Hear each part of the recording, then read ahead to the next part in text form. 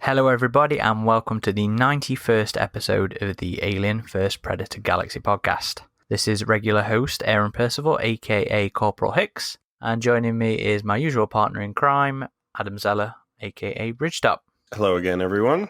And also joining us is a member of a specialist unit. It's an elite squad that I have to call in whenever we're doing the expanded universe, because Xenomorphin doesn't read the books. RidgeTop reads them eventually. I was pretty good on this one.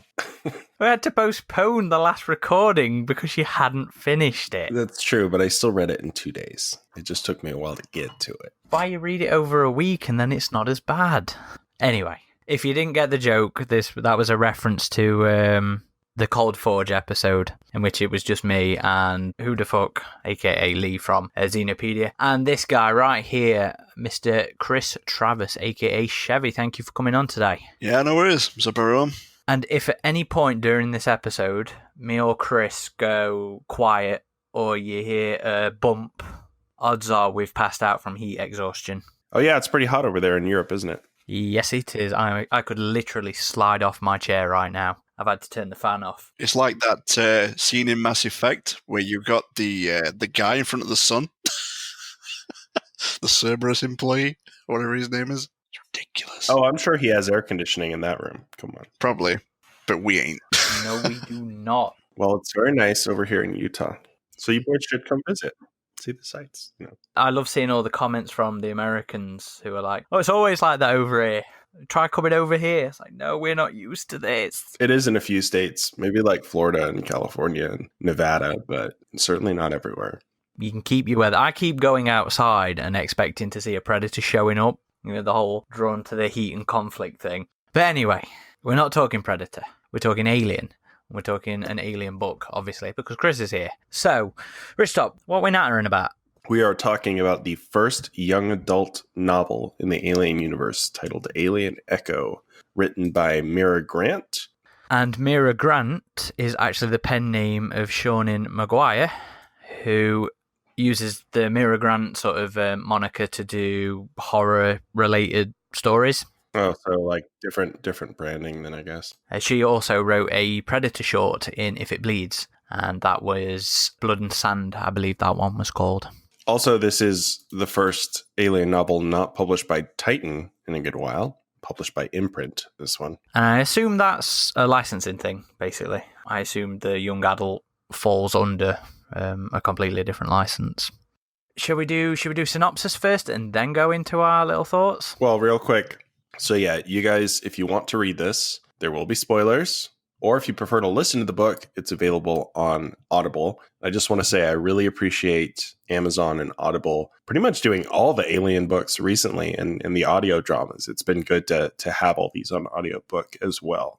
Yeah, I mean, that's the way I managed to digest all my Alien novels. I'm quite looking forward to Alien Isolation coming out in, 4 days? Yeah, there's just the end of this month, so I'll for sure be reading that one. I'll be reading that one quickly. Did this one actually come out at the same time that the book did as well? Yes, which is unusual. They're normally like 3 or 4 months afterwards. Yeah, that's why it took so long to get the Cold Forge. But Isolation seems to be out on the day of release as well. Yes. So that will be nice if they maintain that sort of pacing. So synopsis first then.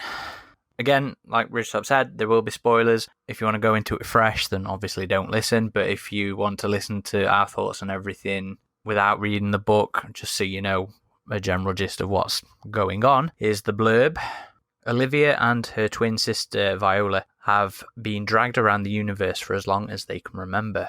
Their parents, both xenobiologists, are always in high demand for their research into obscure alien biology. And that's without a capital A. Just settled on a new colony world, they discover an alien threat unlike anything they've ever seen. And suddenly the sisters' world is ripped apart.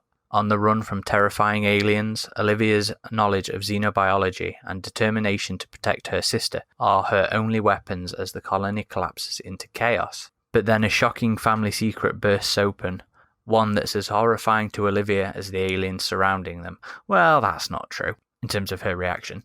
The creatures infiltrate the rich wildlife on this virgin colony world and quickly start adapting. Olivia's going to have to adapt to if she's going to survive. Yeah, it was way more horrifying to some of the other people that were with her than it was to her. But before we pick apart then, just a brief summaries of what we thought. So I enjoyed the book. I used to read when I was a teenager. I read more young adult books. I specifically remember one by Paul Zindel called Raptor, which I really enjoyed. Surprisingly, it had some adult elements, like it was violent, just kind of like this was. This one had some brutal moments in it, surprisingly, which I guess for young adult books, you can kind of get away with more in a novel format rather than other media.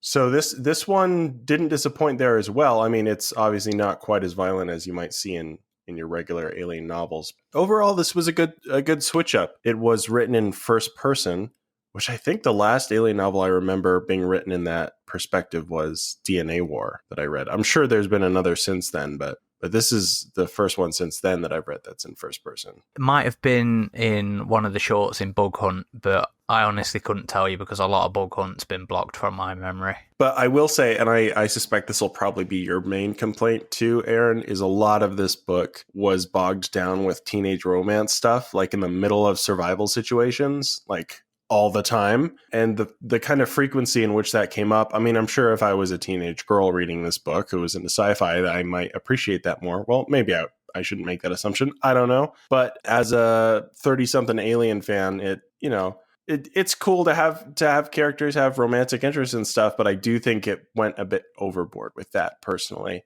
Still, I really liked the world it created, and I really liked the main character, Olivia, and her sister. And I liked their relationship. Honestly, I liked their relationship a lot more than I liked the relationship between Olivia and her significant other. I also liked the two sisters' relationships with their parents and how that was described and how they traveled from different planet to different planet for business. And because I actually lived in a mobile home growing up with my parents. So I could relate to that. I would go to a certain school for only like half a year at a time, and then I'd have to meet all new friends whenever we moved. So that was kind of an interesting dynamic and how it described the different colony worlds. So I really liked the world it created, and I liked some of the characters, but I think other of the characters were just like, I don't know, they didn't do it for me. But overall, I would say this was a positive read. This was more good than bad, for sure, for me. You know what, I don't think I've heard that mobile home story before. I'm always learning things about you. Child actor. Have we spoke about that on the show? Because that always gets me. No, we haven't talked about it. Yeah, I did some TV shows and commercials when I was little and stage plays, but nothing recently. Shevvie, do you want to give us your brief thoughts?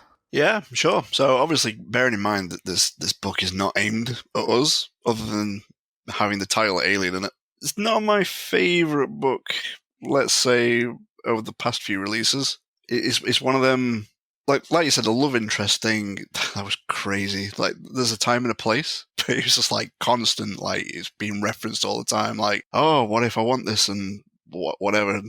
I just wanted to kiss me again. Literally when they're surrounded by dead bodies. Yeah. It's like, come on. It's one of the few books as well where I find I just don't like any of the characters other than the Shipp family. I was going to say, really, none of the characters. I just didn't like any of them except for basically Olivia, Viola, and her the parents. mom and the dad. I agree. That's the only characters I liked. Not even Cora? No, not really. Cora was Okay. just like, oh no, help me.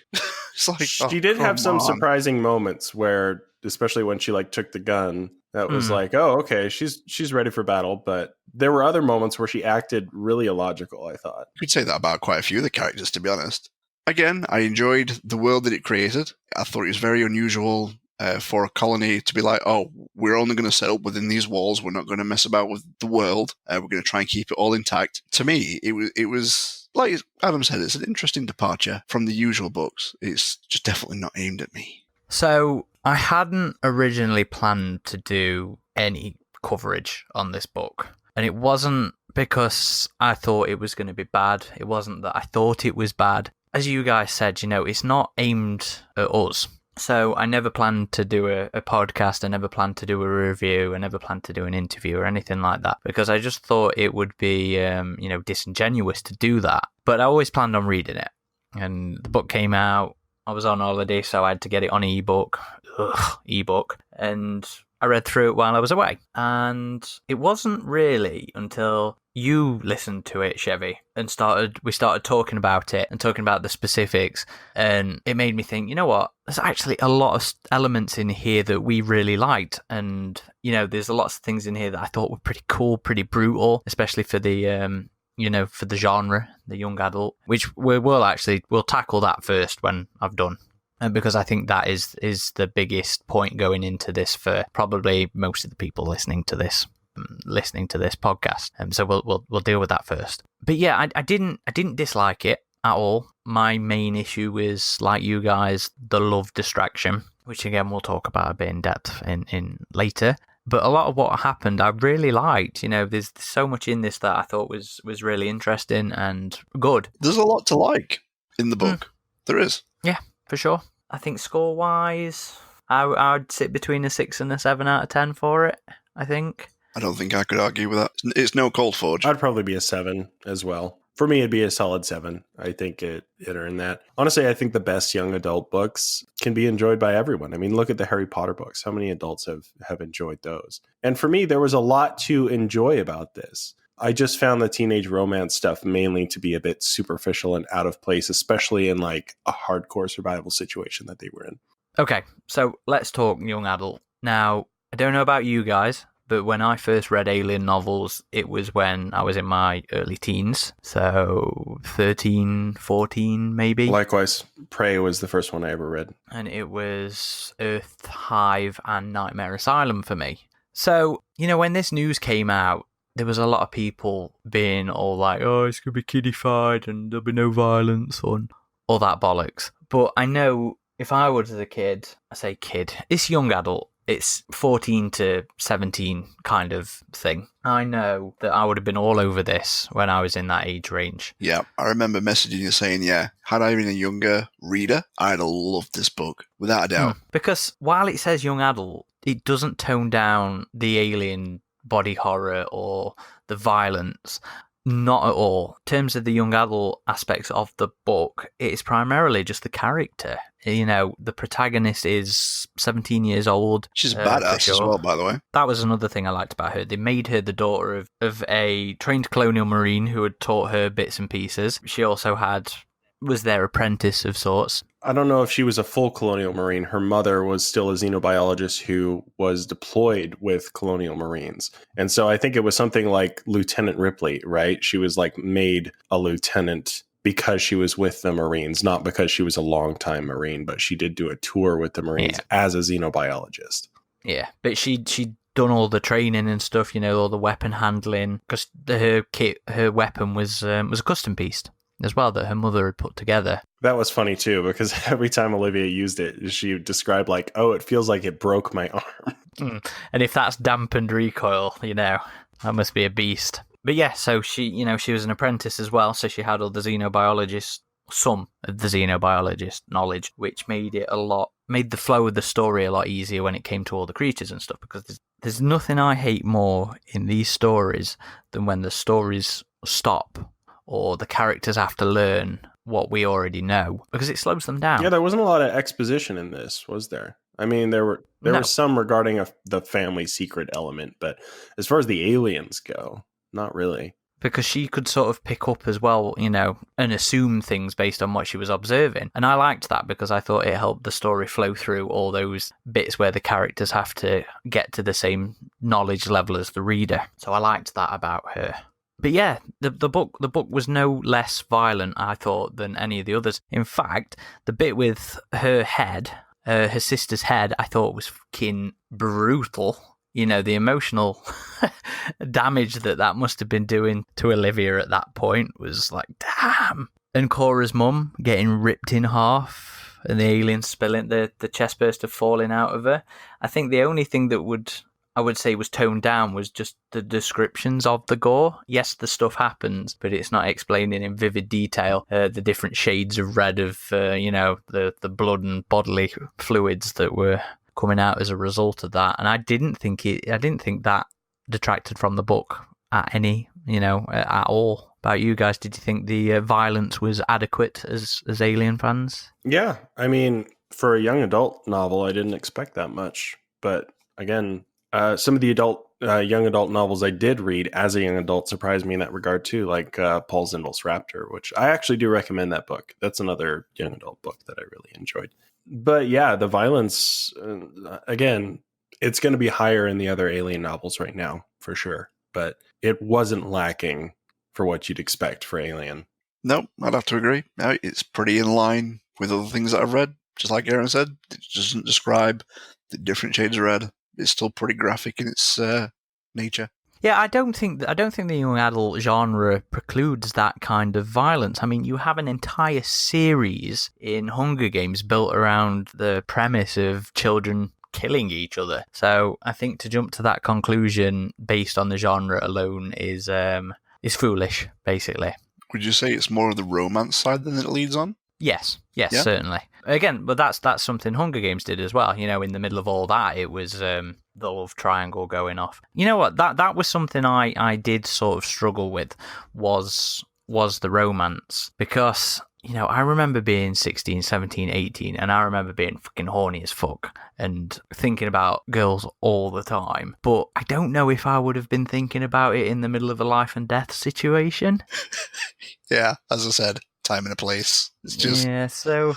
I mean, I don't know, because you've got the whole if it's your first banging for... if it's your first relationship and, you know, things are looking good, and then both of you are thrust into a life and death situation, maybe. But even still, like, it seemed excessive. Like, a little bit would be like, okay, but there were so many moments where it's like, okay, stop and make out, even though there's all this horror around us. That's like, I don't know. You're right, though. I think we're all on the same page about the romance in the book.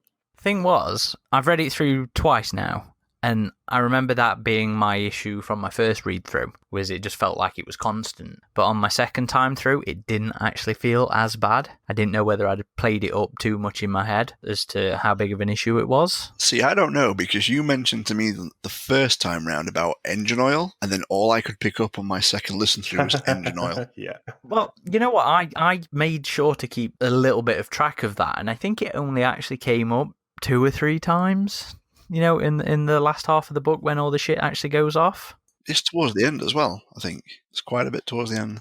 I say it didn't feel like that much on the second time. I mean, it was definitely there. And this is, of course, in reference to the fact that Olivia was just constantly, well, not constantly as I'm arguing here, but frequently enough, was just mentioning how Cora tasted like Motor oil. Yeah. Which I thought was an odd detail. I mean, I don't. Have you guys ever? Yeah, I thought that was a mechanic. A little odd too. I mean, yeah, she finds out that Cora was spending a lot of time in the space docks doing mechanic work, which like solved the mystery near the end of the book. But I don't know. I mean, you'd have to be spending a lot of time and whiffing a lot of unhealthy fumes. Never your teeth. Yeah, so that was kind of an odd detail. I don't know. But yeah, so I think we're all not too keen on the romantic elements. It's too much kissing. Just no, stop. Get a room. Stop. You're being chased. But yeah, I was just glad it wasn't as bad as I actually remembered it being, from my perspective anyway. I mean, obviously you guys feel a bit different. No, I'm hamming it up. It honestly, like, it was excessive, but it wasn't like, it's not horrendous. Yeah, it didn't get to the point where I was like eye rolling. Like, it was almost there, but not quite. My eye roll was Michael. I just hate that guy. Oh, yeah, agreed. Just die. Agreed. We were supposed to. Maybe we should actually Michael's go through the story before we talk about all the details. Well, you know what? I'll let you run through that because I hate doing it. Okay, I'll take a stab at it this time. So we start with Olivia, who is out in the jungle or the outdoors or whatever you want to call it on this alien planet, and she has a little food dish out to document animals that are going to come up and take the food. And maybe I'm giving too much detail.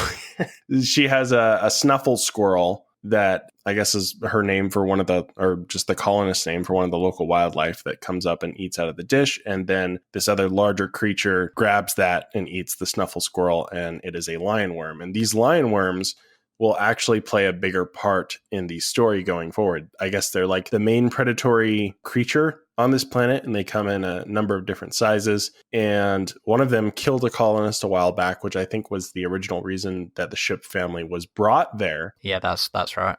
To document wildlife and inform the colony of threats and stuff like that. Olivia also sees a third creature come out, which I guess is like this, I can't remember what she calls it, but it's like a deer that looks like it doesn't have skin and it has a forked tongue. It was actually kind of a cool looking creature I imagined in my head based on her description. That's one of the things about this particular story is it has such a crazy and diverse wildlife of this planet. Ecosystem. Yeah, that's one of the things I liked about it. Not only the animals, but the grass and the flowers and stuff that they describe, like predatory grass that like soaks up blood and stuff. Yeah, and the orange sky of the planet. So before we crack on too further with that, then, what did you guys feel about that ecosystem and that wildlife? Did it feel? I really alien, liked it. Or did it feel a step too far? Because this was a planet that could support life, and obviously with the Marines and bug hunts and stuff, like you do know that they have found indigenous life forms on different planets. And so this kind of gives an idea that colonists might have to deal with that. And sometimes these life forms aren't always going to be friendly. But there were some life forms there that just acted like regular animals. They just wanted to avoid us. And the book kind of makes a point of that as well. And even the lion worms, even though they weren't predatory, they weren't like actively hunting humans all the time.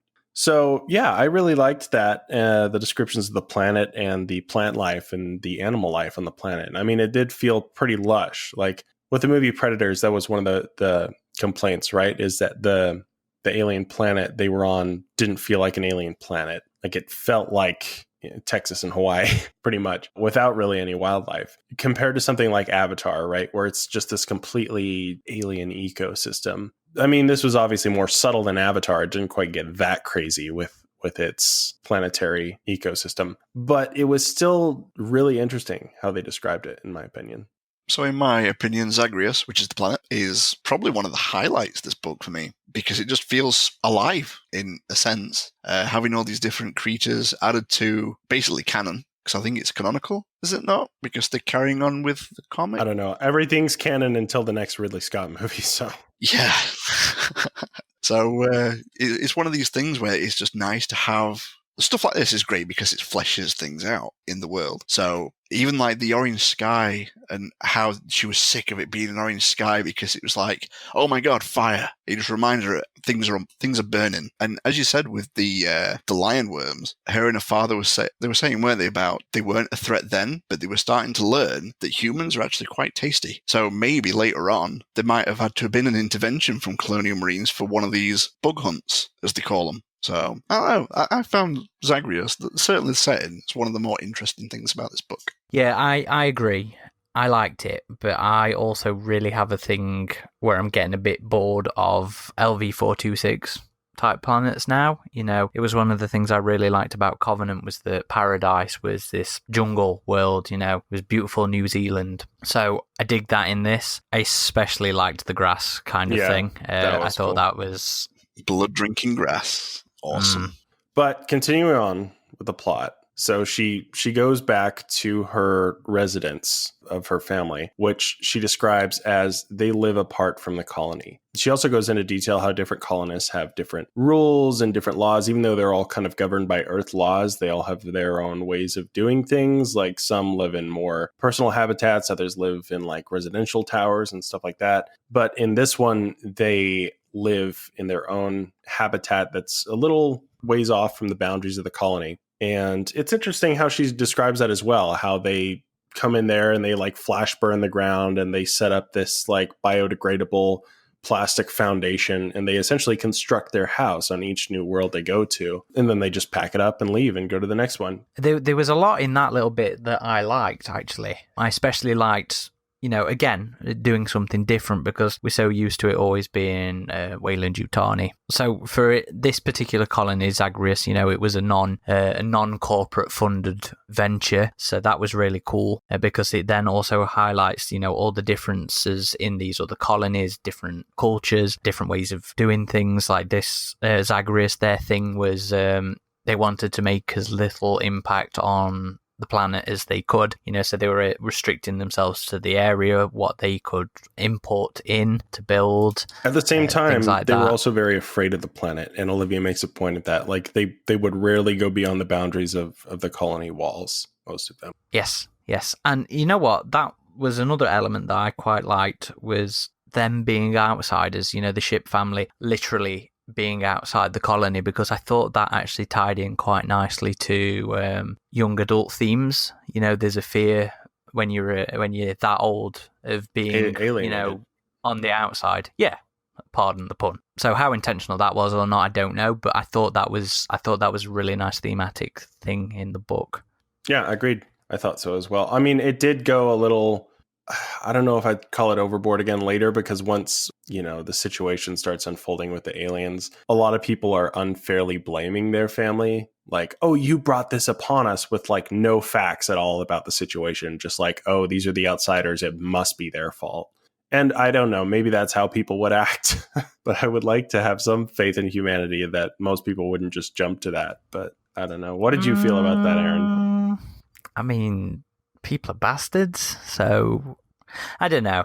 Specifically blaming, well, when it came to blaming them, it was because it was their profession. They were supposedly there to catalogue the creatures that could cause them harm. So I feel like the blame's placed on them as, it's their responsibility to identify those sort of life form. Obviously, the aliens aren't native to Zagreus and blah, blah, blah, blah, blah. But, people are bastards, and I can quite easily see that happening. Chris, any thoughts on, any of those last 3 points? Again, I think it's just the Michael character. I don't know.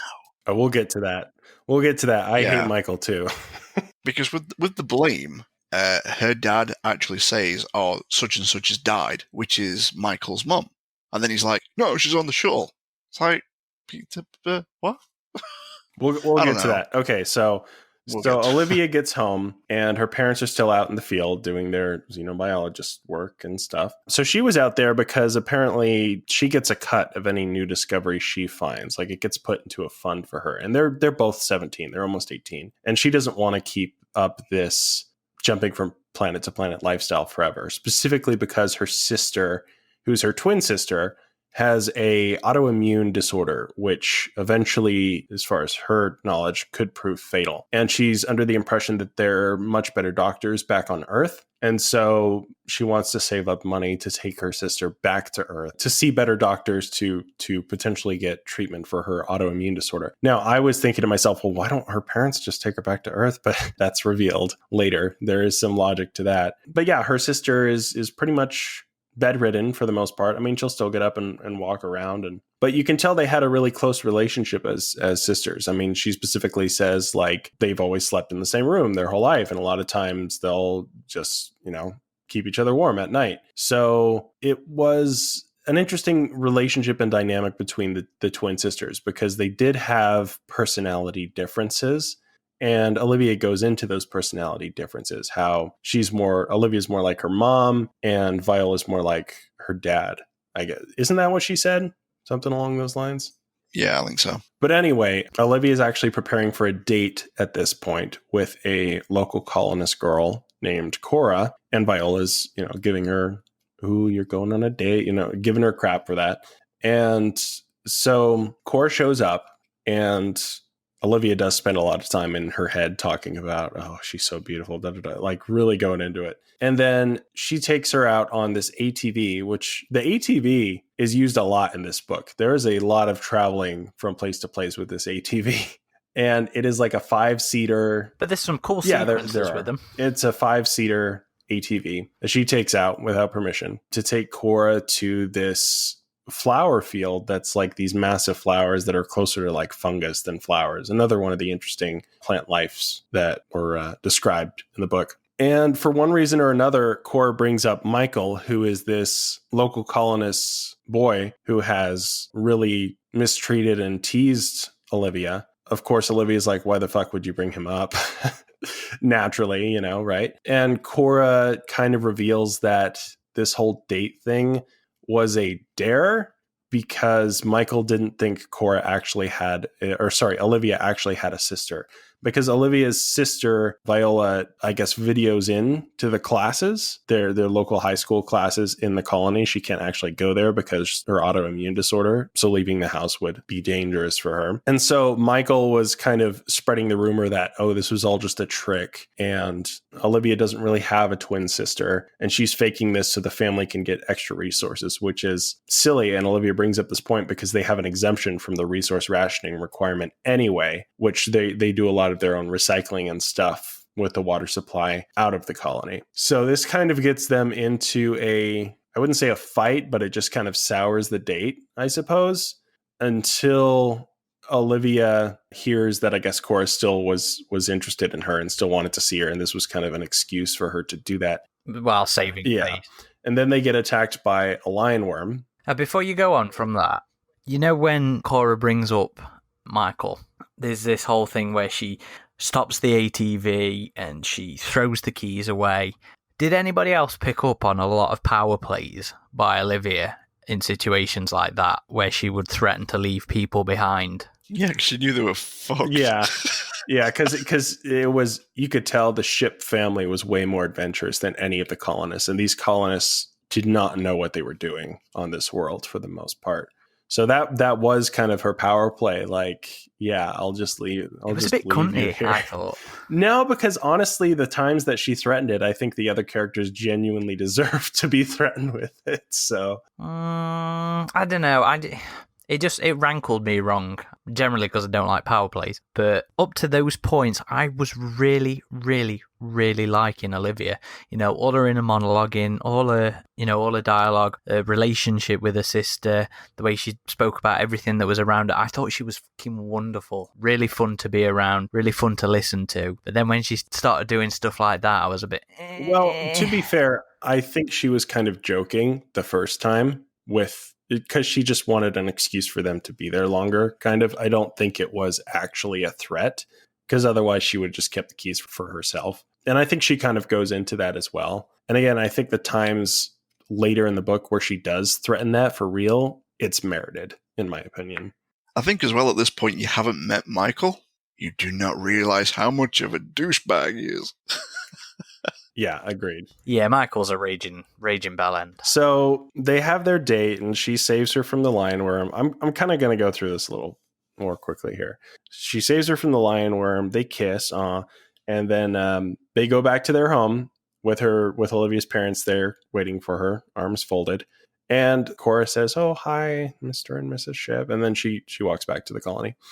And Olivia, has to sit down. She's in trouble with her parents, and her sister's there too. And her sister kind of bails her out a little bit, and she tells her parents, "Oh, Michael's spreading rumors that Viola doesn't exist. Her sister doesn't exist," as kind of a deflection, so she won't get in trouble for taking the ATV. Her parents, that works. They're more mad at the colonists than anything else.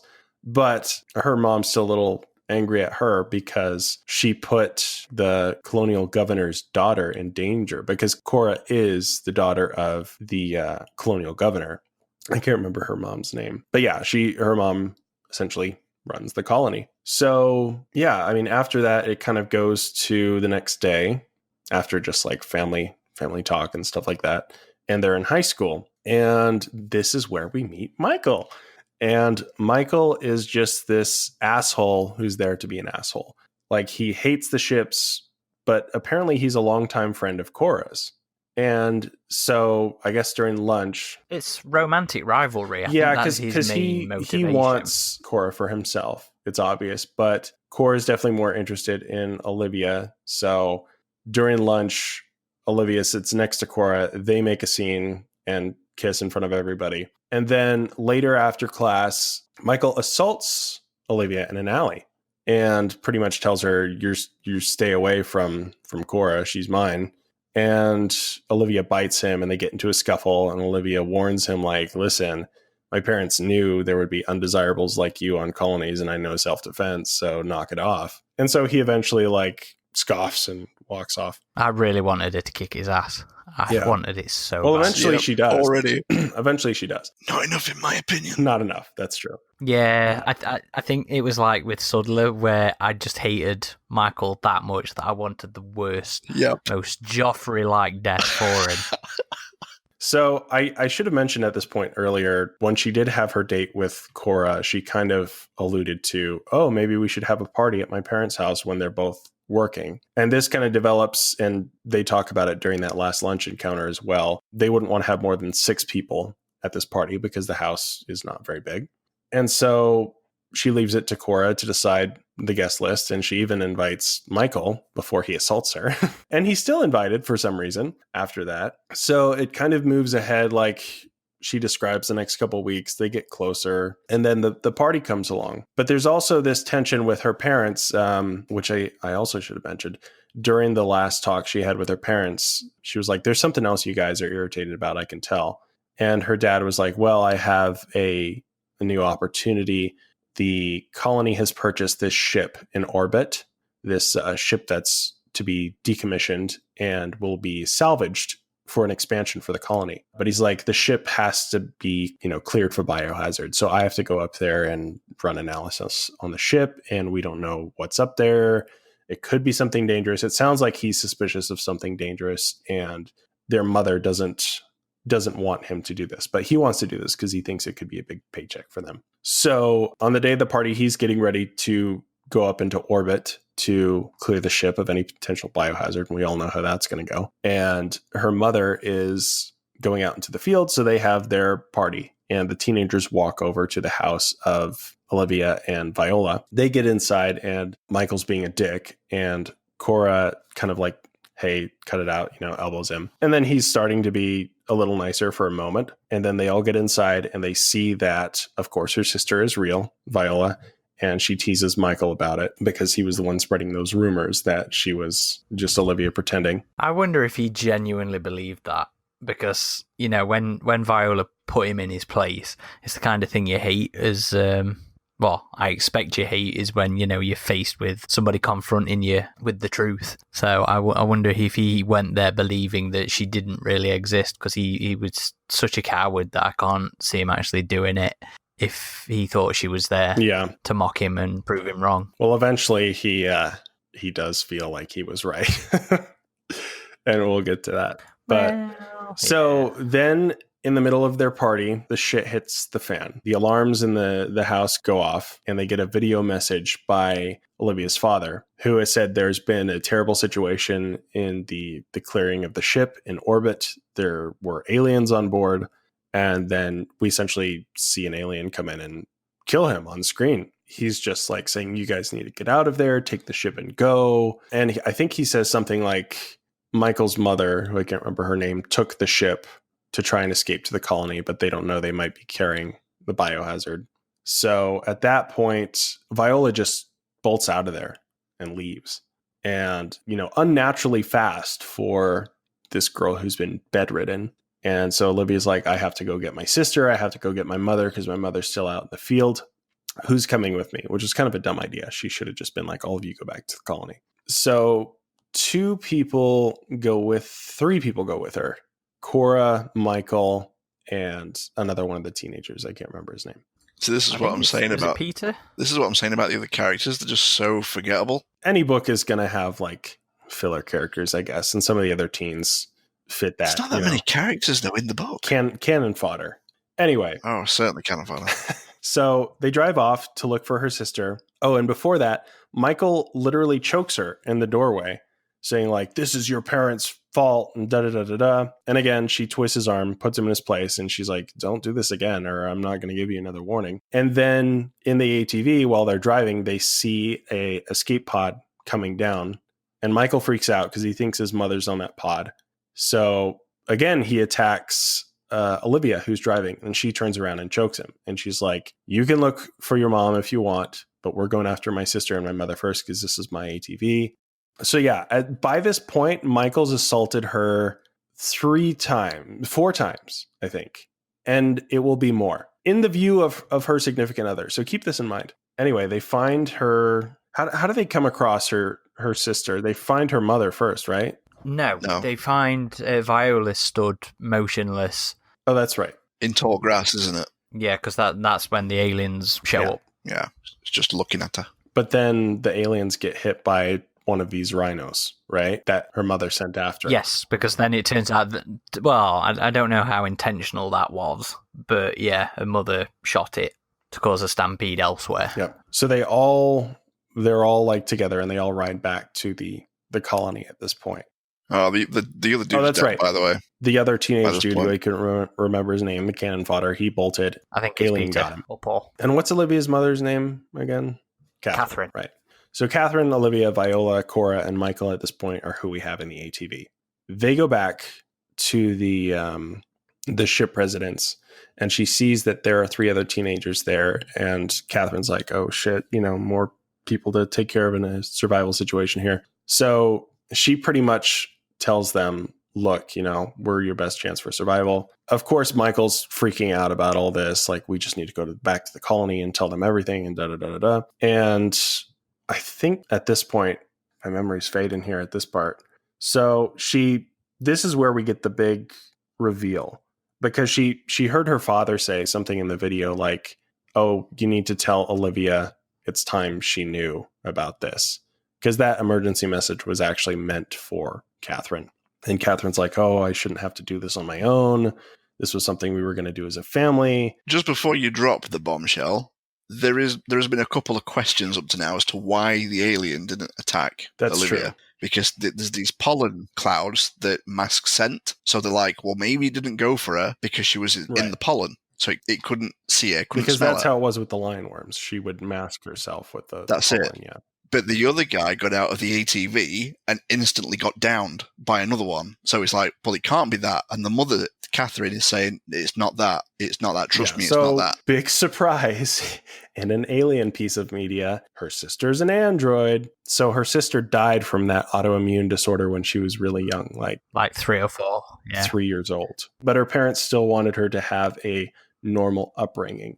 So they I guess, downloaded her memories somehow and put them in the body of an android, and they would keep replacing the android body as she got older so that Olivia could have a normal childhood with a sister and not have like this massive loss of her sister. And they were going to sit down as a family and tell her that when she was 18. And I actually really liked this dynamic. It was interesting too. Olivia went into it like, oh, was this why well, she kind of thinks about this, I think, because her parents always taught her to really respect machinery and tools and things she was working with, like even the ATV, like they were irritated her from just a couple dents. And so her parents, she was wondering, maybe my parents were trying to like teach me empathy for technology because this day would eventually come. And Olivia actually takes it pretty well, I think. She's still like, well, she's still my sister. She's all I've ever known. So whatever other sister I did have, I don't remember anyway. This is my sister, android or not. See, I really think as well, the parents' motive behind it is beautiful. Yeah, agreed. I love it. And I especially like the fact that Olivia's just like, she's still my sister because she's all I've ever known. Which is like for me and my brother got different parents and things like that. But we didn't know until quite a long way through our lives. It's like, it doesn't matter because you're still my brother. You're all I've ever known. Mm-hmm. It's that kind of thing. I mean, it's a bit different. It's not a machine. But hey, that's not what they're aiming for. She is her own person. She is very different from your average android. Yeah. And they specify that too. Like, of course, the other teens start like immediately insulting her and calling her it and calling her a machine, especially Michael, who's like, I knew it. She wasn't real. And she's like, well, technically I'm an android. I'm not a robot. I have my own consciousness. I'm not just designed for one specific purpose. I am my own individual. But androids are also banned on this colony. Banned? Yeah. Okay. Mm-hmm. Yeah. For one reason or another. I can't remember. I think it was because they couldn't control the normal motives from an android, but because this was such a unique case was the reason they allowed it. It was based on a person. Yes. I think that Olivia's reaction to that it was another one of those moments where it endeared me to her character so much more, just because that level of empathy, it was it's one of those moments where you know somebody is a genuinely good person. So I really love that. But before you go further with this, I have to ask, because I'm going to pass it to Chris first so I don't feel so foolish here. I Who know what saw you're it gonna ask. coming? Nope. So none of the hints. I saw it coming. When there was like the secret discussion and her parents were like, oh, we need more processing power, I was like, something's up with her sister. I didn't immediately suspect android because I was like, well, her sister grew up with her. Like, how is That's it like a growing android body or what? But it's like, no, they just replaced her body. And as she got older, she needed more processing power for accumulated memories. There's so many curveballs, like with the pollen. I mean, and things in like that. hindsight, you know, when I read it through the second time, I picked up on all the hints, all of them. Ding, But ding. it's like when I was reading Dust to Dust, I did not see that android reveal coming at all whatsoever, and it made me feel like a giant fool when it happened, and everybody else was like, saw it coming a mile away. I don't know if I saw it coming a mile away, but I saw it coming maybe a half mile away. It leads me on to my second question. Are we done with secret androids in Alien books and stories and stuff? I don't know. I mean, that's been a staple since the very first Alien movie. I don't think that's ever going to go away. As much of a trope as it's become in this franchise, I think that's always going to be. Would you like it to? I think as long as it's done in a new, unique way, and I think it was in this, honestly, the whole sister dynamic and the fact that she grew up with this android, artificial person, whatever you want to call it. I think as long as it's done well and done in a new, unique way, but I think it should be used sparingly. I don't think it should be in every Alien piece of media for sure. Yeah, I agree with that. Honestly, this book was well done. This story reminded me a lot of Dust to Dust with the colony setting. I mean, there were some key differences, but there were also a lot of similarities. Yeah, young protagonist, backwater colony. Loses their family, which is coming up. Yeah, so speaking of, something jumps on the roof, which is an alien, and the mother gives her old Colonial Marine bag, gives her a weapon, and pretty much says, like, listen, it's you and your sister now. You have to take care of each other. And then the mother runs outside to distract the aliens so they can get away to the colony. She's like, go to the colony, get on our ship, because the family owns a small ship that's docked. And she's just like, get out of here.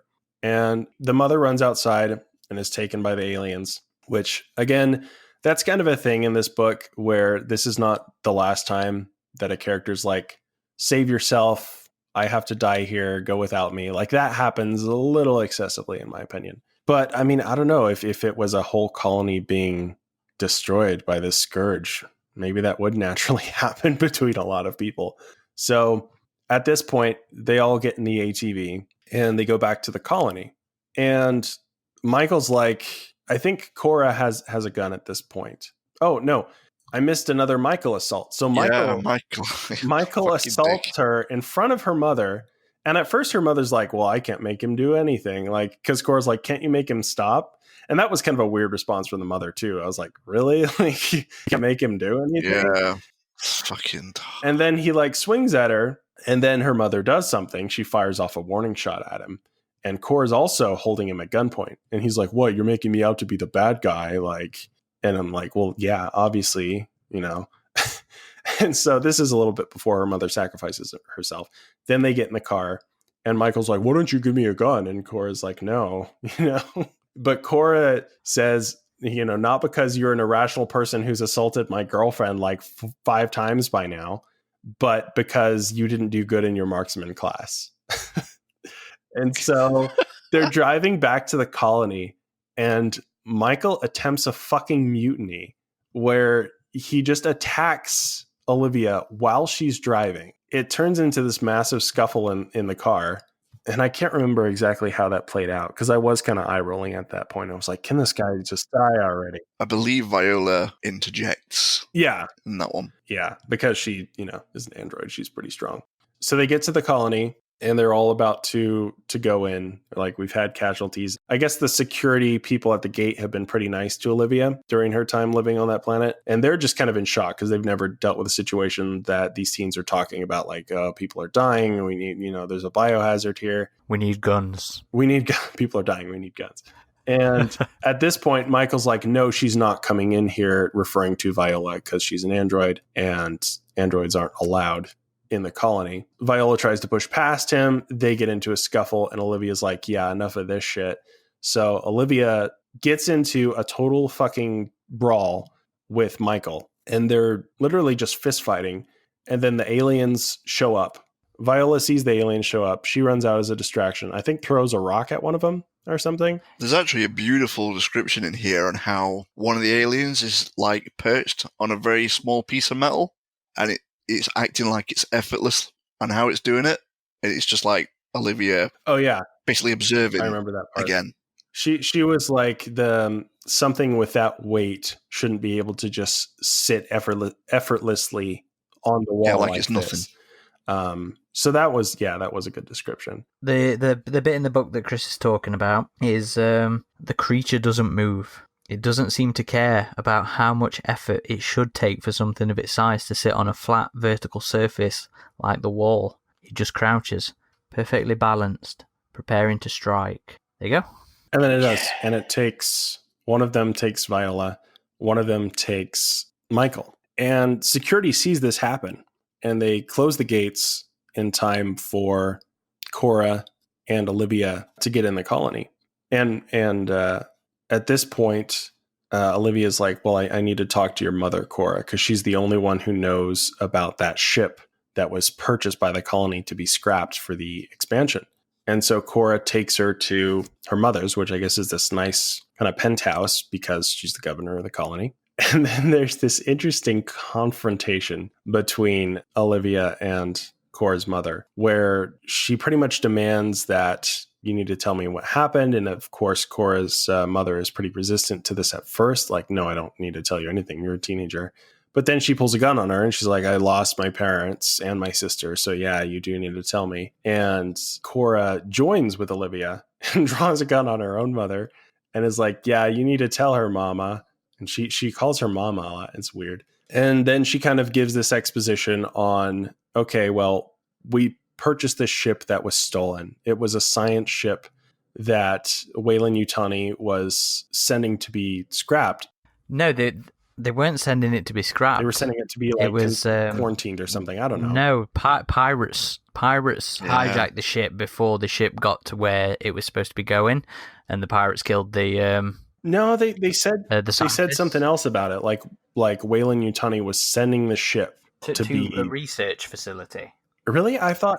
I'm sure there was something about pirates. No, there was. Pirates killed the research Pirates guy. took the ship, but I think they were saying. She said something like Weyland-Yutani was sending the ship to be decommissioned, but there were still scientists on it. So I was thinking like maybe an outbreak happened on the ship and Weyland-Yutani knew about it and sent the ship to automatically be sent to be destroyed or something. I don't know. I don't think that was the case. I'm gonna. Yeah, I'm looking as well. But then I think it's split into two. Don't you find out about different bits during each confrontation with Cora's mum, whose her name is I'm pretty sure her name's Delilah. Yeah, that's right. Delia. Okay, here we go. I think I found it. Yeah, the ship was stolen. Smugglers seized it en route to some big company. Oh no, yeah, you're right. Big company scrapyard. But here's the thing: it was fully operational when they took it. There were people on board, scientists. Why would there be people on a ship that was being scrapped? I told you. So I think she doubts it here. There's a research facility out there, a secret one they don't want people to know about, one they've dedicated enough to concealing that they're willing to write off the loss of an entire ship in order to keep it from being found. So I think that was just a booking thing. I think it was writing it off the books to keep the base secret.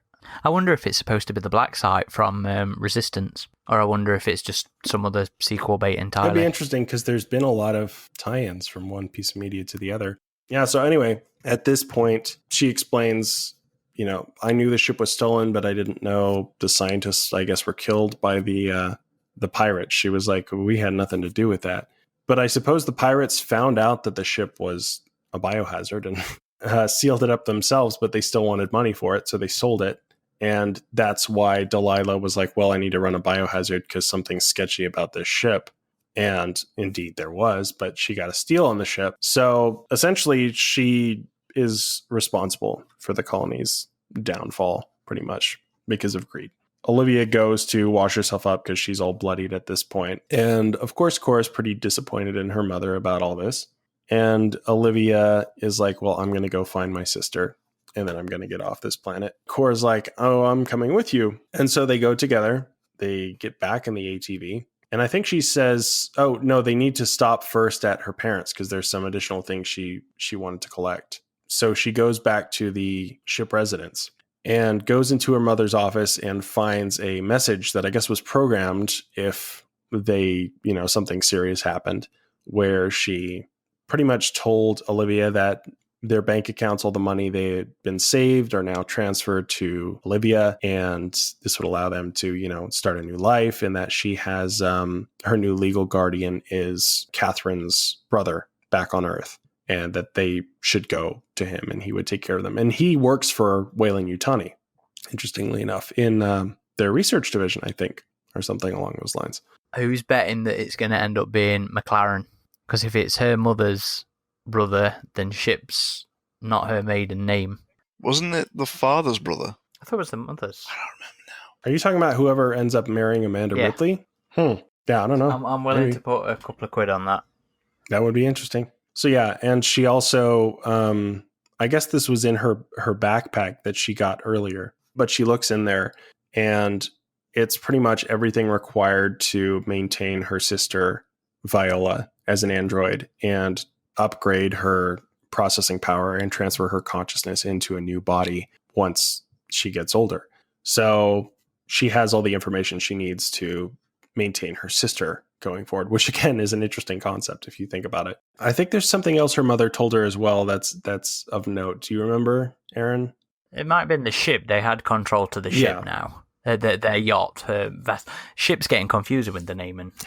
Their space vessel. I'm sure that was. And I think she got an additional weapon. This is when she gets like the power weapon, right? She gets her mum's hunting pistol. Yeah. Or did she have that earlier? Something. Was that just in the backpack, I think? But she pulls it out now at this point. Anyway, something along those lines. So then they go to find her sister, and they see, I guess she also sees on her, this is what I was thinking of. She sees on her mother's computer that she was examining these caves by these mountains. And she noticed, oh yeah, the escape vessel that we saw crash earlier crashed right by these mountains. So she says it's natural that these aliens would probably try and hide out in these caves. And so she drives to the caves and they find an alien hive, which they kind of sneak into, and they find Michael strung up. They find her mother strung up, and they find her sister not strung up. And what? A load of wildlife. Oh, right. Including what looked like a chest-bursted lionworm. We haven't actually described the lionworms as much as we talked about them. So the lionworms are one of the apex predators of the planet, along with the hippo things and rhino hippos. I forget what that one was. But they're basically these little, I say little, they grow to pig-sized, but they're bloody vicious. So they have like a face that's all beak. These weird, I'm not sure how you pronounce it, cilia? Yeah, cilia? I think Celia's right. Side of the body caterpillar feelers or whatever. Yeah. I don't know. Like going down their body, detecting air disturbances and scents and stuff like that. And they're little fuckers because they actually attack Cora and Olivia earlier when they're out on their date. And that's one of those other moments that's sort of there to make Olivia, a hero because of how she deals with the situation, using her knowledge of, all the xenobiology and the spores, pollen that's already been mentioned to hide them and stuff like that. So, these are one of the beasts of Zagreus, and as she's looking through the hive, she sees one that's been chest bursted and sees a whole family unit of them that's been strung up on the walls as well. Right. So they sneak in there and they find her sister standing there, and her sister's like quietly telling them to leave. And of course she's like, we're not going to leave you. We're here to get you. And then an alien shows up and they hide in a crevice. This bit bothers me so much. Next to Michael. So you didn't like this then, This Chris? was dumb.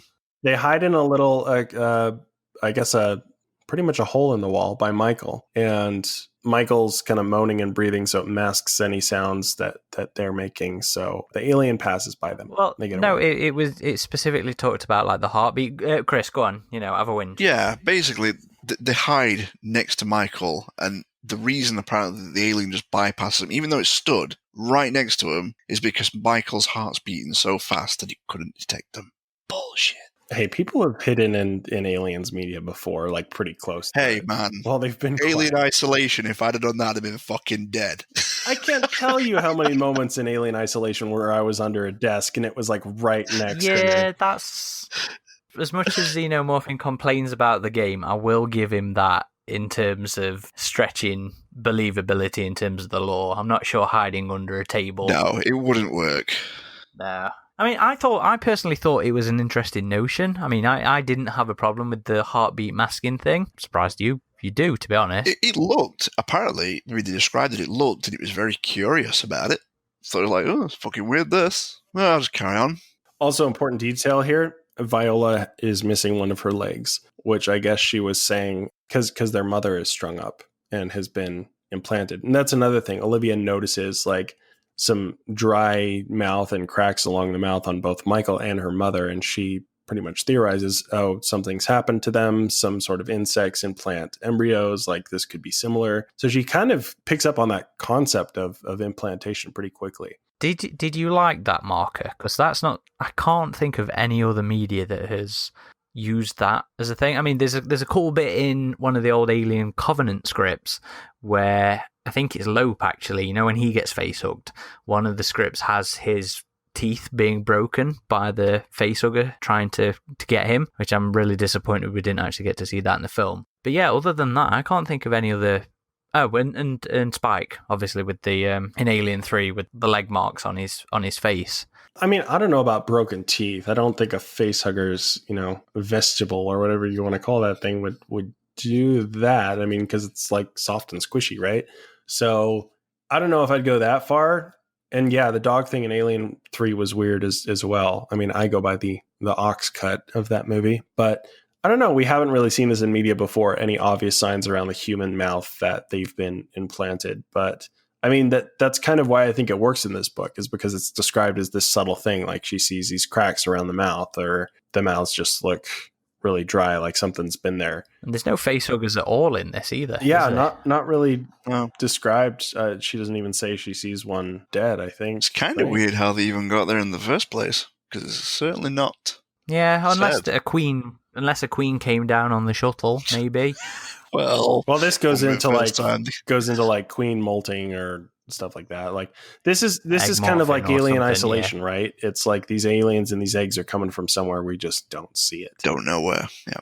And I don't think it doesn't, like with Isolation, it doesn't really impact on the plot. And that's what one of the devs said. They were like, yeah, we assumed there was a queen somewhere on the station, but we didn't want to have that presence in our story. So it's just kind of assumed that one is there. Mystery sometimes is a good thing.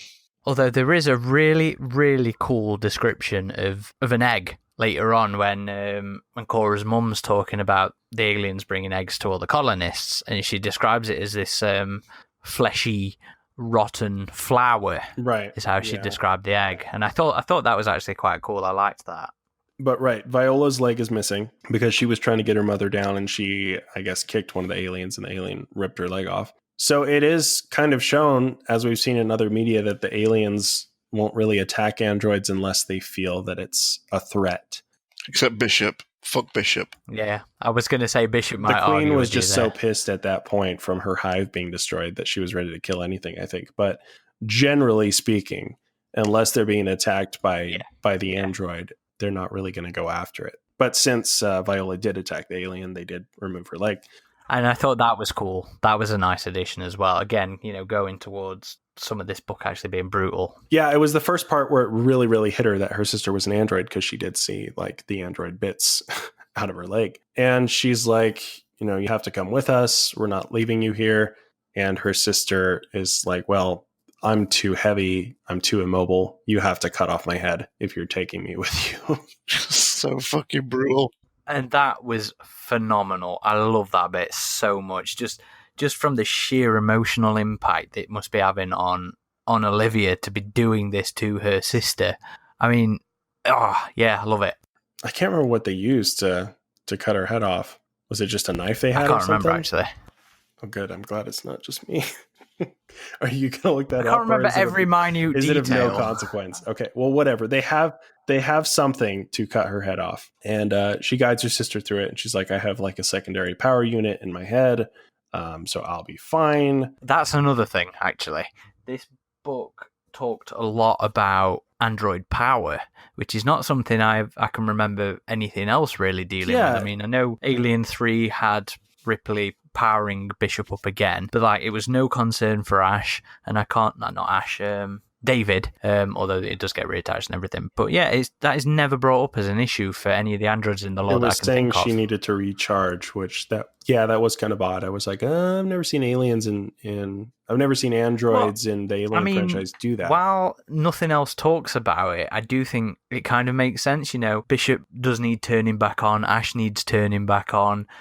David needs to be reattached. Otherwise, why did they just not let his head hang about? So while it seemed a little, none of the other stuff's really talked about that. I was kind of like, but actually, yeah, okay, I see, I get you. But it's like, how could, for example, David on Paradise survive for that long? Well, his head was back on while they were en route, so we don't actually know how long she was on the ship. They talk about her recharging even when she was completely intact. Yeah, because that was what some of her bedroom equipment was. Yeah. Disguised as like... but surely they would need recharging anyway. It's not like they're running around there with nuclear power packs. I just figured technology in the future was advanced enough. They had some sort of renewable battery or whatever in the androids. Are they running around with those magnetic coils? I don't know. So when they're running, their legs are going up and down and recharging them. Something like that. I don't know. I wonder how different Covenant would have been if halfway through going to the temple, that David just ran out of power. Just stopped. Well, we might not have had the aliens, and we might have got a full film with the neomorphs. And what did you do to her? Exactly what I'm gonna do to you.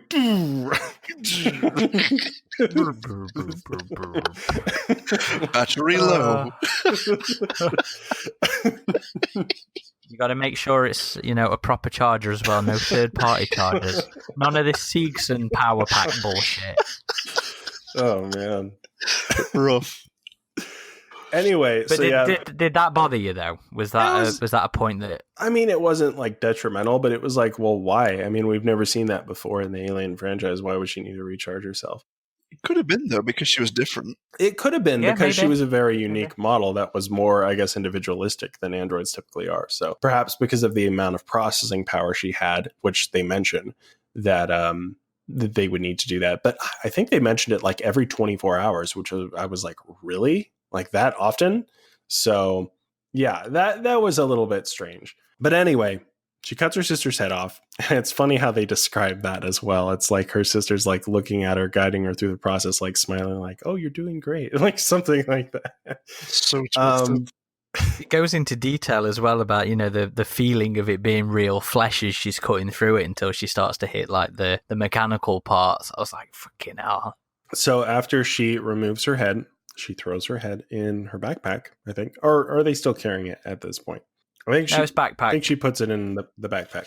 Don't forget about the worm. Oh, right. Because this was cool. A worm bursts through the wall. She lures them there. Oh, that's right, because the aliens come back. The aliens come back in the room, or in the chamber, and she throws this pheromone that she picked up from her mother's concentrated office pheromone onto the wall. And I guess just like Tremors, this lion worm bursts through the cave wall. I mean, there is a time delay. It's not instant. Yeah, it's not instant, but it gets in a scuffle with the alien, which allows them to escape. And so they are in the ATV. She, of course, doesn't try and rescue her mother because she kind of knows her mother's doomed at this point, which is kind of fucked up, too, when you think about it.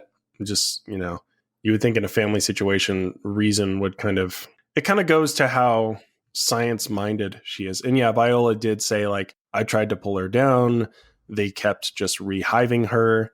And when I attacked them, they removed my leg. She's like, yeah, it's hopeless at this point. So Viola does kind of tell her that too. So they start driving away back to the colony.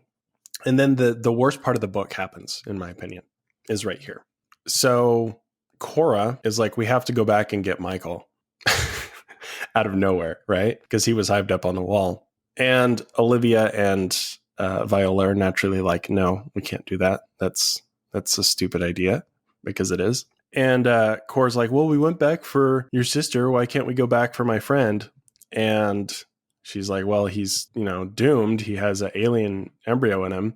And I guess she starts talking to Oh wait, no, I've skipped over a big part here, right? They have like some close calls in the ATV where they're being chased the alien follows by one of the aliens, and then they kind of drive into a swamp, lure some of those rhinos to attack the alien again, but Olivia ends up shooting the alien as well. And that was cool as well because of, the rhino thing, hippo. No, was it? A hippo gets, it's not an actual hippo, is it? A hippo thing that's native to Zagreus, but it has that fighting with the alien and getting injured by the acid blood from the wounds that it's creating. So I always like it when that kind of thing comes into it.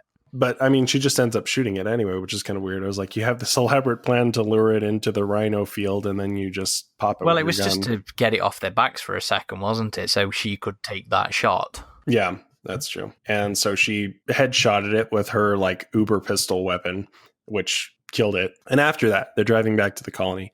And this is where the issue of Michael comes up. And this is a really weird part too, where Cora's talking to Viola's head. And she's like, you have to explain this to me. I'm a human. You're a machine.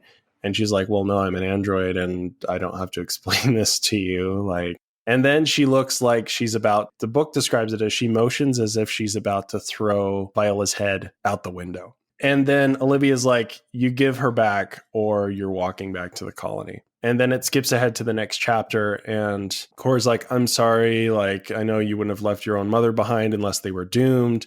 And I'm just like, I shouldn't have outbursted the way I did. And so she pretty much apologizes and Olivia forgives her and Viola forgives her and realizes like this is just her dealing with a survival situation. I can't hold this against her. But you can. But I can. Because at this point, I'm like, so Michael's your longtime friend who's an asshole. Like, why would you have a friend who's an asshole in the first place, for one? Two, I bet he wasn't an asshole to her. He's assaulted your significant other 5 times at least. I think it was 6 actually. And only one of those times was not in front of you. Literally every other time was in front of you. Like if you had a friend who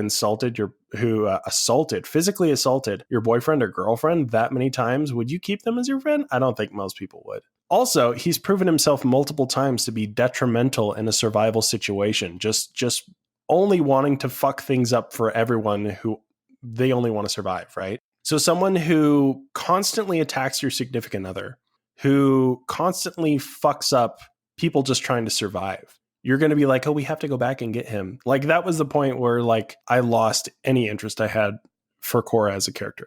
I was just like, you're being dumb. Like, no. So that was really frustrating for me. Chris, thoughts on that one? With Cora, never particularly liked her anyway. To me, she was like, Olivia was the character that seemed to have all the bravery, and Cora needed Olivia basically to carry her character through the entire book, in my opinion.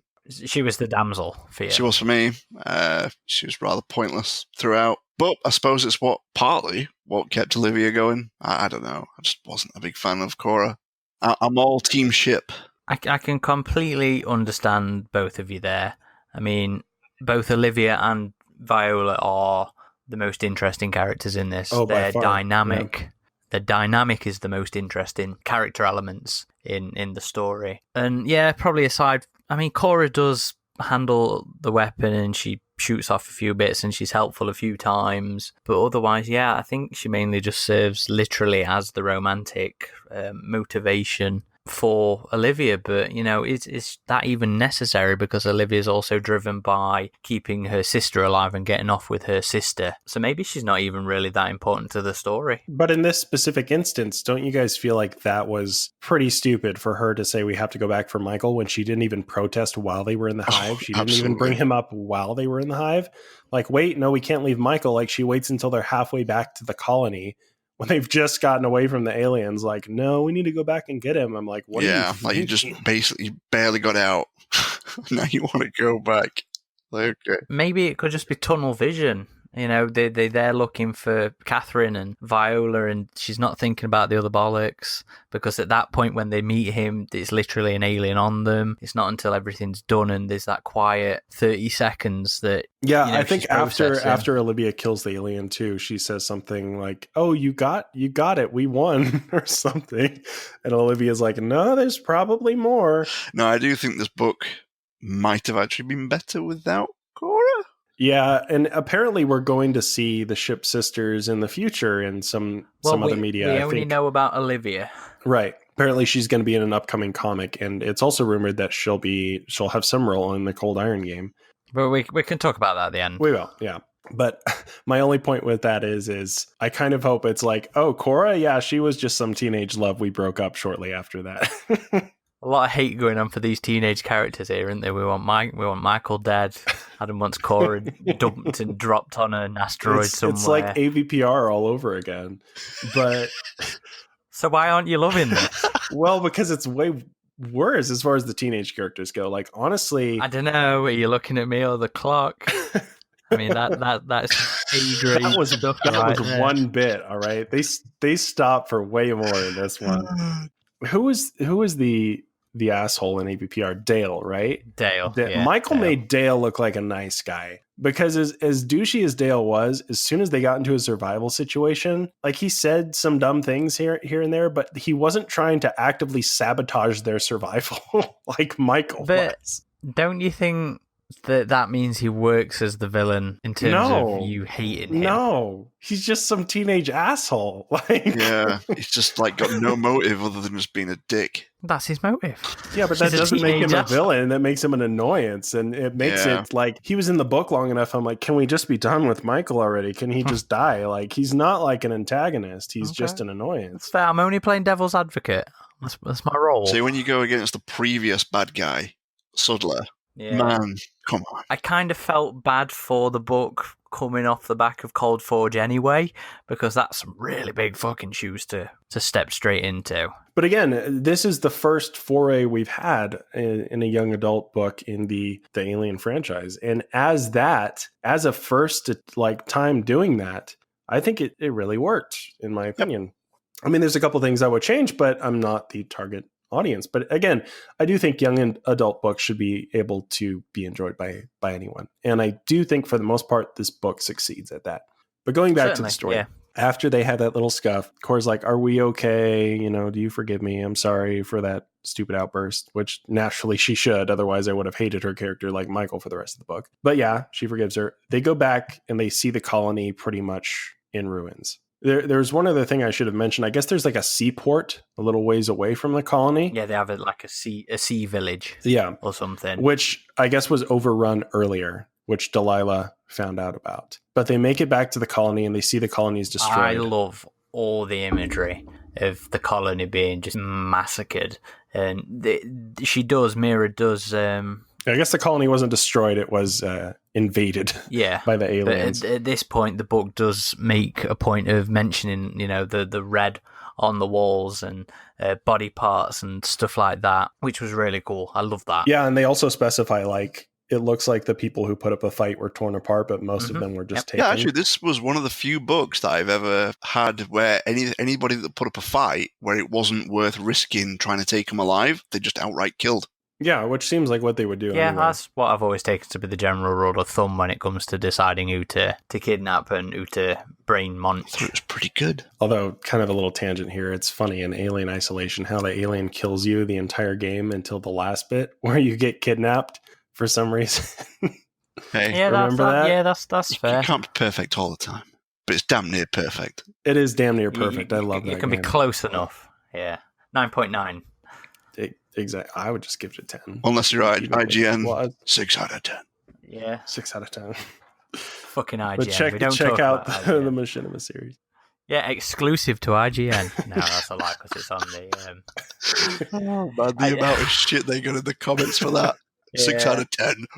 Here's the new Machinima. The marketing decision there. Didn't they give Blackout a higher score? Yes, did they review Blackout? But the woman who reviewed Blackout was the woman who did the second review of Isolation for IGN. They did a second opinion because of all the heat they got. Anyway, a little tangent there. Sorry, guys. But the colony is bloodstained, dead colonists everywhere. They make out, because of course they do, before they make their dash for the landing bay. And Olivia... This was an interesting bit as well. You need to see the mother as well. Oh, that's right. Because that's a cool bit. You're right. Anyway, but before that, Olivia kind of theorizes, because she's always like thinking these things, as a xenobiologist would think of them in her head, which is, I like those bits of the book a lot.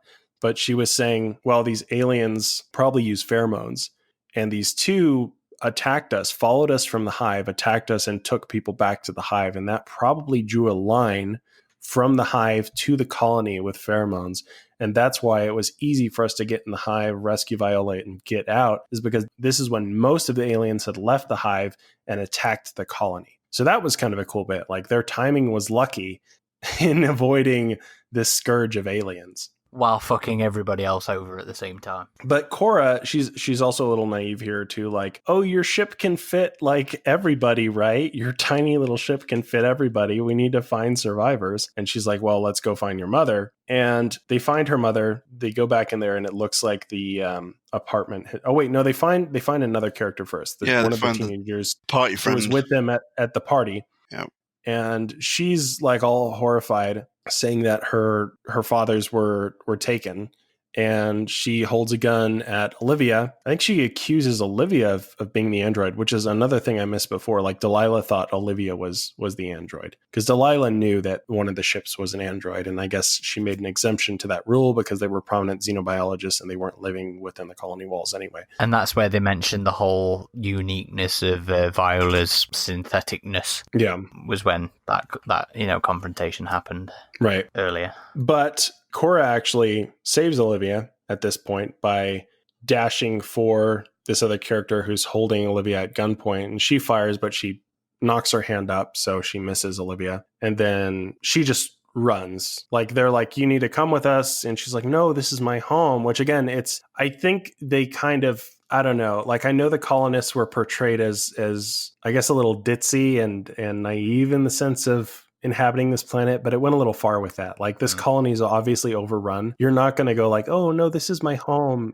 She would have been in shock at that point, so that's true. Yeah, I suppose that could be true. But she was like, I grew up here. This is the only planet I've ever known. This is my home. And then she just runs off, and of course they find her dead later, I think. So they go to find Cora's mother, Delilah, and she has been impregnated. This is the part where they see the egg, and they describe the egg like you were talking about. Well, I don't think they see the egg. I think that was Delilah describing it. Oh, describing it. Right. And Cora, being naive again, is like, oh, you need to come with us. And then Viola speaks up, and she's like, yeah, your mother can't come with us. She's infested. This is what happens. Cora starts to protest, and then Cora's mother, Delilah, is like, no, she's right. I am infested. You need to go with her. Then an alien pops up, but this is where we see the lionworm alien, which is cool because I always appreciate the DNA reflex brought up. I think that is probably one of this book's memorable points because, we've known about the DNA reflex forever. The runner's a prominent one, the pred alien's a prominent one, but otherwise it's not really something that gets toyed around with a lot. The Cold Forge dabbled in it a teeny weeny little bit to the point where, it made note of the fact that the aliens had chimp proportions rather than human proportions. So when this hybrid came out, full-blown cilia waving away, serrated inner jaw, inner tongue thing, rather than the traditional beakish kind of face, I was like, damn, they're going full in on this. So I guess that's one of the things I'm interested in knowing what you guys think about. Was it a reasonable amount of DNA reflex, or did you think they'd gone full Kenner?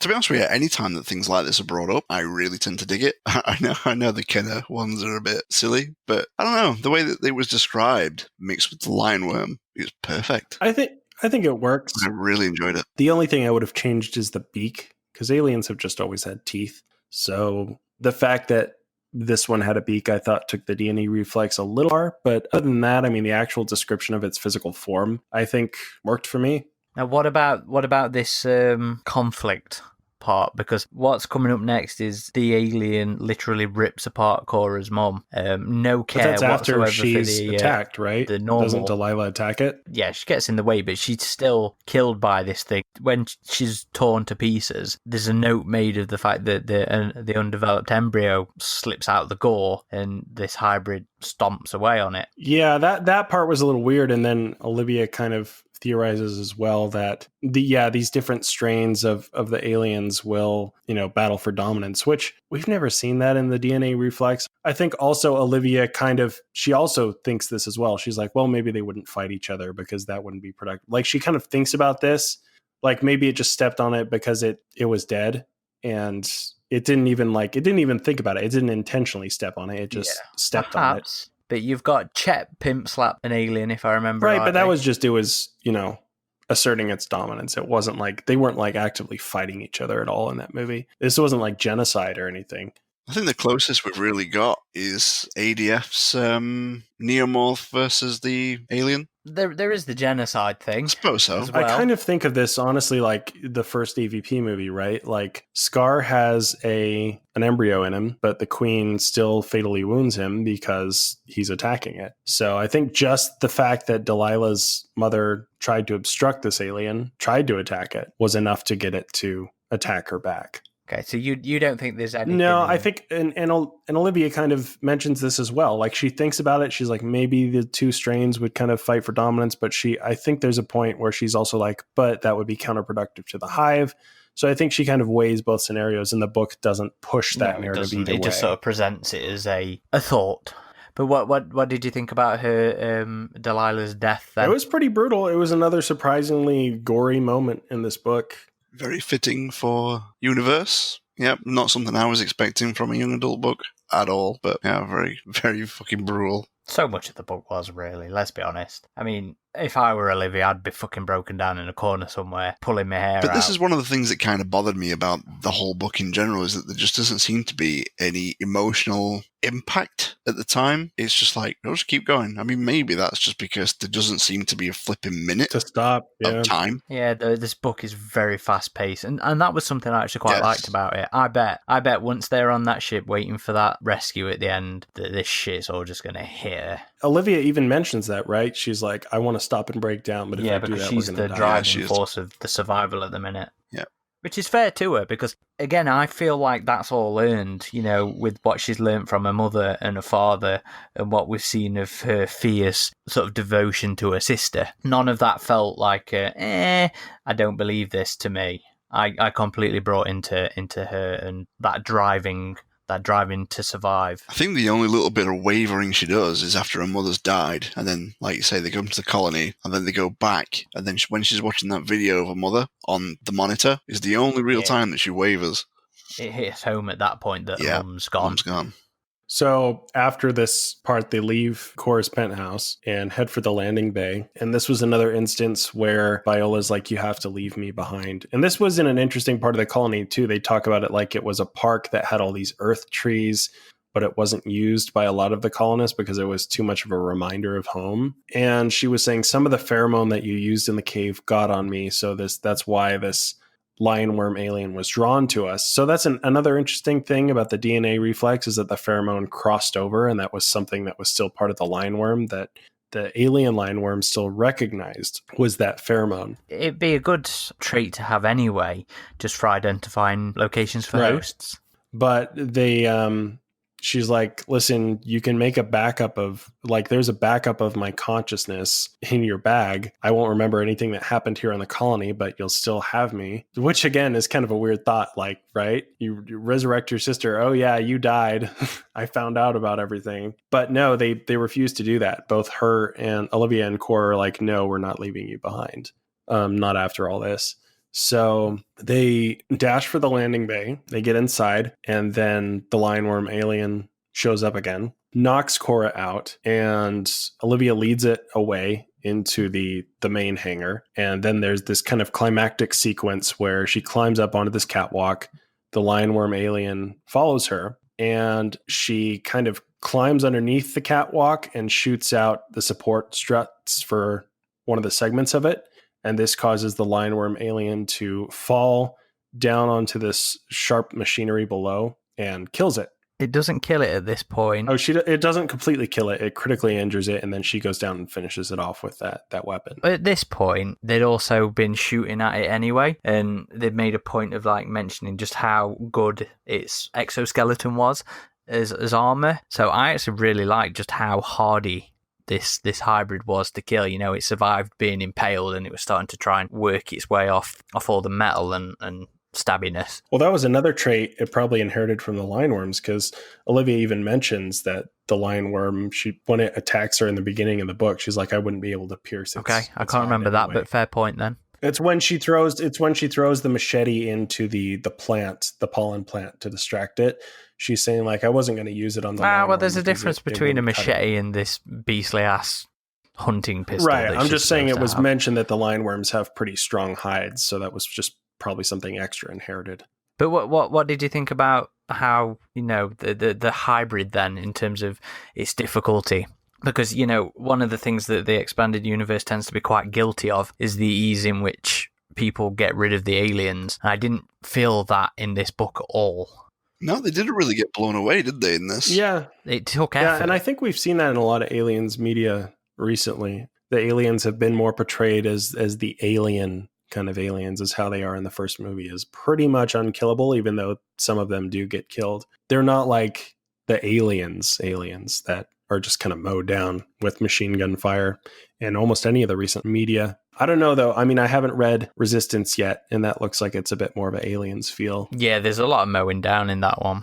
But we'll talk about that one when Rescues come out, right. I think. We'll do a two for those. But I mean, in a lot of the novels, in like Out of the Shadows, this is like an Out of the Shadows portrayal of the aliens, where they are a serious threat. And some of them do get taken down, but it takes a lot of work to take them down.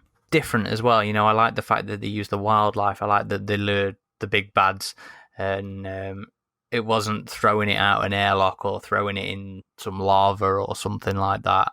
I liked that this was different with how it handled how to deal with the aliens. So at this point, Olivia checks on Viola, who's apparently not feeling good. I guess she's running low on the power we talked about before. And so she goes back to wake up Cora, because Cora was knocked unconscious, and kind of takes her over her arm, takes her to the ship. And the ship's pretty much autopilot, so she just activates it, and they get out of there. And that's kind of the end of the book, and it ends like right when the ship gets into orbit, and she kind of says that the ship is not meant for long distance space travel. It was a ship that docked onto a larger ship that would go on like the shipping lanes and stuff. And so she sends out a distress call, and the book kind of ends right there. So kind of a cliffhanger ending, but even though they did all escape, kind of reminds me of, like the first Alien, although she's not quite as in the middle of nowhere as Ripley was, or even like Dead Space, the ending of that game is kind of similar. I know you haven't played that yet, Aaron. You really need to. I know, it's still on the desktop. Not play Dead Space. No. Who are you? I know, I'm sorry. It was a good ending. I kind of would have, I don't know, like, do you ever get happy endings in alien stories? Like, I would have kind of liked it, like, oh, they make it back to Earth and they meet the brother, but I don't know. I mean, they had already been through so much at this point that getting into that might have made it a bit, I don't know. Like, maybe an epilogue would have been merited, but I don't know. What do you guys think? What I find super interesting is that ship is still up there. Yeah, very true. The research ship. Yep. So that's a potential location for sequel. Potential alien RPG material. Maybe. Yeah. Maybe a scenario we've already started. That's fair. But we know she survives as well anyway. We know there is story after this. And I guess my question is, are you guys interested in seeing Olivia's story continue when it comes to this rising threat? Is it like, yes, I want to see her life. In my opinion, Olivia and Viola are both great characters, and I would like to see them again. Cora, not so much. Yep, I couldn't give two damns about Cora. I completely agree there. I really like that. I don't know, she's the next Amanda, I feel. And if anything, I think she'll be good because it means we're not going to be necessarily relying, or we don't have to rely on the Ripley name going forwards, which is always good as far as I'm concerned. As much as I like Amanda, I think it'd just be nice to have new recurring characters. Like I've been saying, I worry about Amanda being turned into this hero who's encountered the aliens all these times, because then it feels off that she's just a passing note by the movie Aliens, which is maybe why she was a passing note is because they didn't want to get into all the trouble she's caused them. But having her have encountered the aliens that much rather than just alien isolation, like we were skeptical about that at first, even her involvement in that, but it was done so well that we bought into it. But having her encounter the aliens continuously after that with Resistance and now Rescue, if they keep pushing it with Amanda, I'm kind of like, I don't know, like it feels a bit excessive. I think after Isolation, you just go for broke. I mean, at the end of the day, she's encountered it once and she's survived. That's already broken what we'd heard of as far as the special edition anyway, so fuck it, just keep going. But as far as I'm concerned, what I like is that we're getting a larger cast to go with her. You know, we've got Zula, we've got the ships now. They're working on Alec Brand, who is the main guy in Rescue. So they're assembling a little bit of an ensemble for whatever, you know, wherever the story's going at the minute. You know, I wonder if those guys might also show up in the Cold Iron thing. No, honestly, and I've told you this plenty, Aaron, is the expanded universe is great right now. It's what's keeping me engaged as a fan right now, because the last two mainline movies of both Alien and Predator have really disappointed me. But the expanded universe, it's better than it's ever been. Like you said, it's like the second golden age. It's a good time to be a fan. Now, personally. There's just so that's much content in terms of comics, novels, and hopefully more games coming forward. I mean, we had that surprise announcement of Ilphonic's Predator title, and we still have the Cold Iron game on the horizon. So it is a good time to be a fan. And the expanded universe is great. I have to give Titan, Dark Horse, and with this one, Imprint credit for all this material that they've been providing with us, which is really well written and written by people who are obviously fans of this material. So yeah, I really appreciate this book. And you're right, Aaron. I do need to read more of these books because so many of them are good. And when I do read them, I'm like, man, I need to check out some of the other new books because these are really good. With that in mind, the last question of the day is, do we recommend this to fans? To others? I mean, even considering that this is not aimed at the majority of the fan base, would you still say give it a go? Yeah, I would. I mean, if you're an Alien fan, I think there's enough there that'll interest you. It's an engaging read, even with its problems here and there, and Michael, but it's still a good book. I definitely recommend it. Yeah, I'd recommend it as well. It's certainly not my favorite book, as I've said, as the ones that have been released recently, but I think it's worth buying and going through just for the ships, personally, because they are going to be in some of the future stuff, and I cannot wait to see how she goes from this xenobiologist to Colonial Marine. Do we know she's becoming a Colonial Marine? Like, maybe it's something along the lines of what her mother did, where she's still a xenobiologist, but stationed with Colonial Marines. I don't know. Maybe. Hang on, let's have a quick read of the... Man, that would be unlucky if she ran into him again as a xenobiologist. She's the description is this new series introduces Olivia Shipp, leader of a squad of battle-weary Marines who have defied orders to rescue the survivors of a refinery under siege. So that kind of implies that she's their CO, so I would expect her to be in the military ladder. I completely forgot to mention how much I guiltily love the prime and subprime thing in this. Oh, really? Oh, right. It didn't really bother me too much. I mean, I know it's corny as shit, but I love it. Like, it is awful, but like, I love the Chicks and Dicks line from Colonial Marines as much as I love the prime and subprime thing from this. I think it's one of them things, isn't it, where you get kids these days and they say things, and as adults as we are, it's like, wow. Yeah.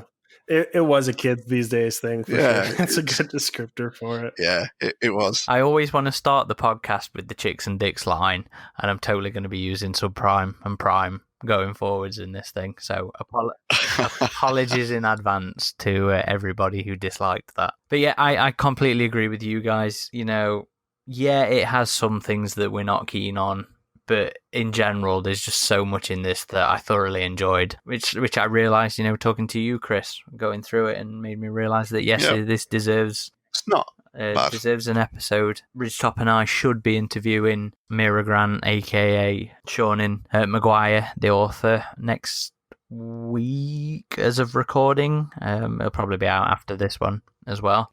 That's awesome. Well, after that confession of... prime nature, is there any extra tidbits that we haven't touched upon as we've done our read through? I don't know. Anything you guys want to discuss? I don't think so.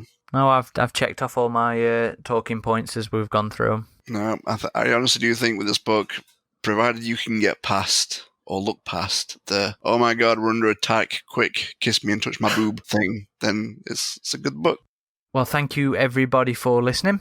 It's actually good to have been back and spent a couple of hours talking aliens, because it feels like it's been forever since we've done this.